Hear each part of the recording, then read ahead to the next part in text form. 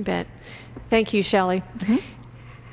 Tonight you have heard from a lot of us, Republican women here in Congress, and you've heard our stories and our love and our respect for senior citizens and our heartfelt desire and commitment to serve and to represent them and to make sure that their rights are protected and that their voice is heard here.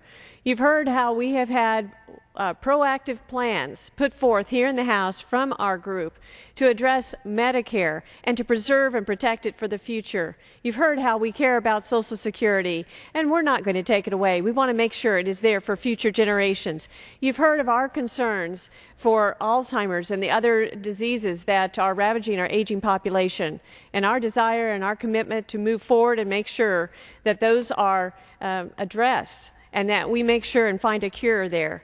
You've heard of how we are listening to the financial challenges that we are hearing from the seniors in our district and the plans that we put forth to eliminate the estate tax so one generation can pass on their farm or their small business to another generation without the federal government taking the property or taking the farm.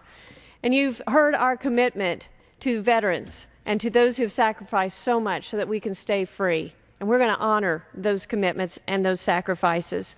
And lastly, you've heard about how our respect for this generation, and we know of their desire to pass on an America to their grandchildren that is just as great and just as promising as the one they grew up in.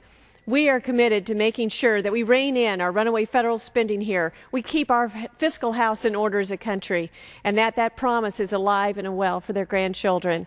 We are committed to moving forward as a group, and we thank you for listening. We thank you, Mr. Speaker, for this time, and I yield back.